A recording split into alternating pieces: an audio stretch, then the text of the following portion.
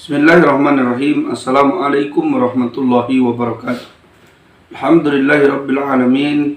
Assalatu wassalamu ala asrafil anbiya'i wal mursalin wa ala alihi wa ashabihi wa man da'a bi da'wati wa istanna bi sunnati fi yaumil qa'i rabbihi wa ba'd.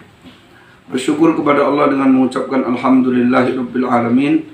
Berselawat kita kepada Nabi kita Muhammad sallallahu alaihi wasallam dengan mengucapkan Allahumma sholli ala Muhammad wa ala ali Muhammad.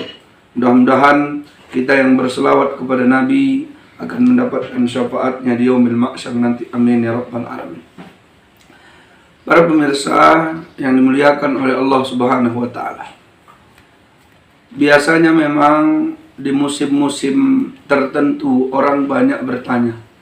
Masuk Ramadan orang bertanya bagaimana tentang Ramadan.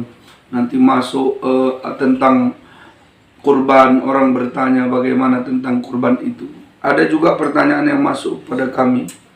Pak Ustadz, Assalamualaikum warahmatullahi wabarakatuh. Waalaikumsalam warahmatullahi wabarakatuh. Apa boleh berkurban dengan kambing, Pak Ustadz? Kambing betina? Atau boleh berkurban dengan sapi betina?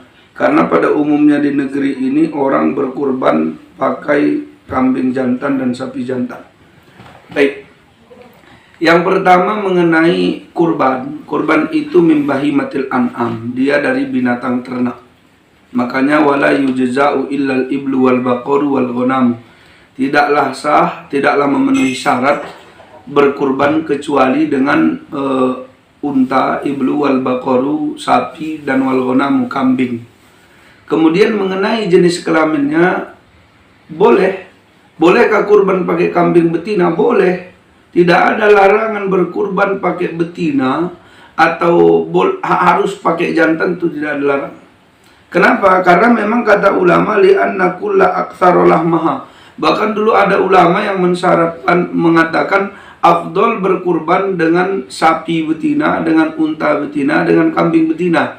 Itu dalam kitab Al-Hadrami Al-Muqaddimah Al-Hadramiyah yang ditulis oleh Al-Imam wal faqihul imam al-allama al-arif billah sahibul musannafatin nafi'ah Abdullah bin Abdurrahman bin Abi Bakar bin Muhammad al-Had bin Abdurrahman bin Abdullah bin Yahya bin Al-Qadi Ahmad bin Muhammad bin Fadal bin Muhammad bin Abdul Karim Bafadal Al-Qahtani As-Sa'di Al-Madhiji Al-Hadrami At-Tarimi. Itu ulama besar di masanya yang lahir tahun 850 Hijriah dan wafat tahun 918 Hijriah.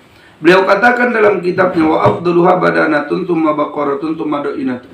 Bahkan afdal juga menyembelih unta betina, menyembelih sapi betina, menyembelih kambing betina, itu afdal. Tapi kemudian dibahas oleh ulama li'anna kullan aktaru lahmaha mimma ba'dahu. Jadi memang kenapa dia dikatakan terabdul? Karena yang dinilai itu dagingnya. Jadi yang paling baik itu yang paling banyak dagingnya. Jadi kalau seandainya ada pula lembu yang jantan beratnya 120 kilo, ada pula dia lembu yang betina beratnya 500 kilo, maka kemudian yang afdol adalah yang betina. Lalu kenapa kemudian hari ini, akhir-akhir ini orang semuanya jantan, tidak betina? Memang ada penelitian tentang itu. Yang pertama, kalaulah seandainya hewan yang betina yang dikurbankan selalu, maka dikhawatirkan akan punah. Jadi kalau sapi yang betina semua mati, sementara yang jantan hidup, maka tidak ada betinanya, maka dikhawatirkan punah, maka kemudian yang jantan yang lebih utama. Yang kedua, ternyata dari segi dagingnya dikatakan, oh lebih enak ini dari segi gagahnya. Kemudian ada pula yang mengatakan, kalau seandainya kambing itu mencukupi usia, maka kemudian pada saat itu, misalnya sapi itu mencukupi usia, maka giginya sudah sempurna, ya. Kemudian pada saat itu ada tanduknya, ini ciri-ciri saja.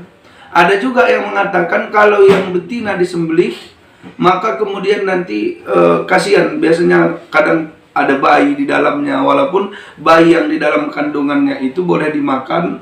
Ada yang mensyaratkan harus disembelih juga, ada yang mengatakan karena ibunya, induknya sudah disembelih, maka bayinya tidak perlu lagi disembelih.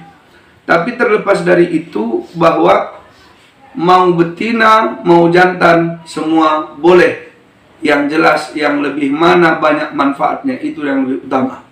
Maka kemudian sepakat ulama kurban itu adalah ibadah yang sangat istimewa dan tidak perlu dibedakan antara jenis kelaminnya, tapi memang demi untuk kelestarian hewan-hewan itu agar tidak langka, maka yang disembelih jantannya dan sebagainya. Saya rasa itu untuk jawaban pertanyaan. Kemudian yang kedua, Pak Ustadz, apakah hukum kurban itu wajib? Ada yang mengatakan hukumnya wajib, ada yang mengatakan hukumnya sunnah. Sebenarnya semua ulama sepakat kurban itu ibadah yang istimewa. Jadi terlepas dari wajib dan sunnah. Lalu kenapa terjadi perbedaan pendapat? Imam Hanafi mengatakan hukumnya wajib.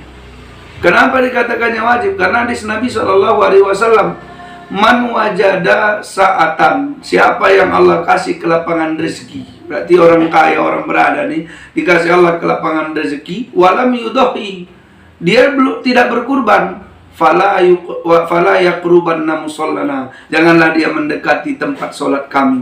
Ketika dalam kaidah usul fikih kita lihat, kalau seandainya ada perintah kemudian ada dibarengi ancaman, berarti perintah itu wajib. Begitulah pendapat Imam Abu Hanifah. Yang kedua, Nabi SAW tidak pernah meninggalkan kurban semenjak dari pertama sekali perintah kurban itu disampaikan oleh Allah Subhanahu wa taala. Kemudian mayoritas ulama mengatakan hukumnya sunnah. Kenapa hukumnya sunnah?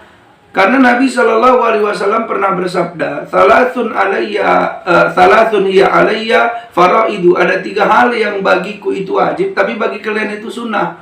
Walakum tatawu'un, bagi kalian itu hanya sunnah. Apa itu? Pertama, an-nahru wal witru wad duha, menyembelih hewan binatang ternak untuk kurban tadi, kemudian sholat witir, kemudian sholat duha. Kemudian Sayyidina Abu Bakar dan Umar, kata Imam Syafi'i, sudah sampai berita kepada kami, Sayyidina Abu Bakar dan Sayyidina Umar ketika mereka pada saat itu menjadi khalifah dan amirul mukminin, mereka pernah tidak berkurban. Kenapa mereka tidak berkurban? Alasannya supaya kurban itu tidak dianggap wajib. Jadi tak usah diperdebatkan antara hukumnya wajib atau sunnah, tapi merugilah orang-orang yang mampu tapi dia tidak mau berkurban. Karena yang satu mengatakan wajib, yang satu mengatakan hiya sunnatun muakkadatun, hukumnya sunnah muakkad. Ini seperti menempel dia kemarin. Cuman perbedaannya, kalau yang wajib tadi tak dikerjakan berdosa. Tapi kalau yang sunnah muakkad tadi tak dikerjakan, maka dia akan merasakan rugi yang sebesar-besarnya, karena dia tidak menyambut panggilan Allah Subhanahu wa ta'ala.